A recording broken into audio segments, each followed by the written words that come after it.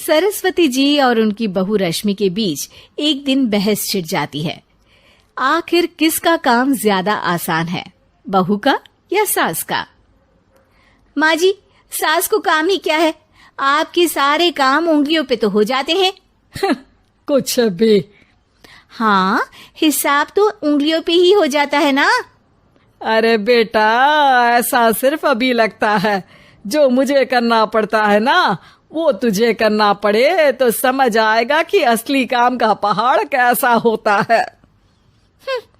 ठेले बराबर वजन भी नहीं है आपके काम में, और बात पहाड़ों के वजन की कर रही हैं आप।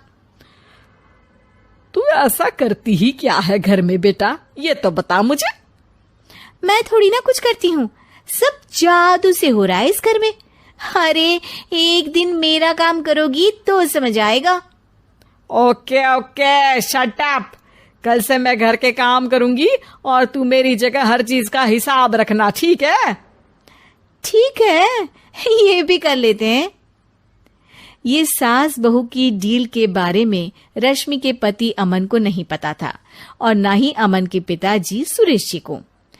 पर गेहूं के साथ साथ जैसे घुन भी पिस जाता है, ये दोनों भी पिसने वाले थे।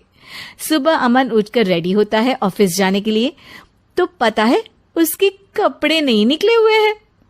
अरे रश्मि, तुमने मेरे कपड़े नहीं निकाले? अपनी माँ से पूछो ना, उन्हीं का काम है ये। अमन अपनी माँ के पास जाता है। अब मेरे कपड़े आज आप देने वाले हो क्या माँ? हाँ, देना तो मुझे ही चाहिए, पर तेरी बहू ने कपड़े धोने ही नहीं डाले, तो कोई भी धुला हुआ कपड़ा नहीं है बेटा। हैं? ऐसा क्यों? कपड़े तो धोने आप ही देते हो ना माँ? अरे बहू ने तुझे बताया नहीं, अब हम अदल बदल गए हैं। मैं अब बहू और तेरी बीवी सास। अमन परेशान हो गया। वो बिना इस्त्री के कपड़े पहनकर ऑफिस चला गया। सरस्वती जी अपने घुटने के दर्द के कारण झुककर घर साफ नहीं कर पा रही थी और ना ही खाना बनाना याद रख पाई। उधर रश्मि पहले ही दिन घर की चाबी घुमा चुकी थी और 300 रुपए का हिसाब अलग नहीं मिल रहा था। पर दोनों का ही घमंड कैलाश पर्वत से भी बड़ा था और दोनों ही खेमे एक दूसरे की बात मानने को बिल्कुल तैयार नहीं थे। शाम को जब सुरेश जी और अमन खाना खाने बैठते हैं तो सरस्वती जी उनके सामने गाजर और पपीते लाकर रख देती हैं। अरे माँ, ये क्या है? ख्याली पुलाव के साथ सलाद। माँ जी खाना बनाना भूल गई लगता है। अरे एक एक चमन्नी का हिसाब है मेरे पास, खाना बनाना कैसे भूल जाऊंगी? ये तो मैंने पढ़ा था कि फल फ्रूट खाने से सेहत अच्छी रहती है, इसीलिए ये ले, एक फल खा ले। रात को सुरेश जी और अमन अपनी मीटिंग बिठाते हैं अकेले में।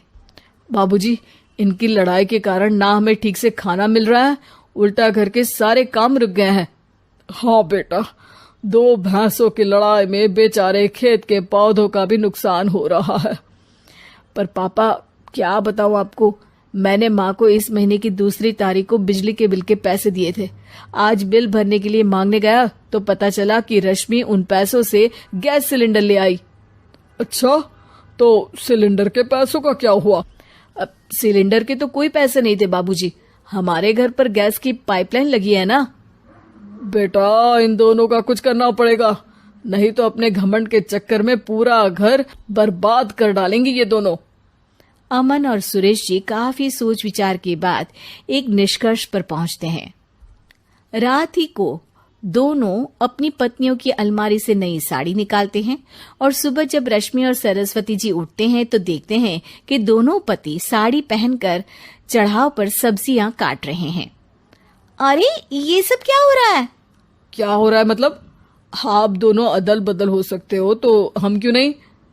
अरे क्या मतलब? नहीं नहीं, मेरी भी बचपन से किसी की बहू बनने की इच्छा थी, तो आज से सरस्वती तुम बड़ी बहू, मैं मिडल बहू और अमन छोटी बहू। अरे लेकिन सब घर पर बैठ जाएंगे तो कमाएगा कौन?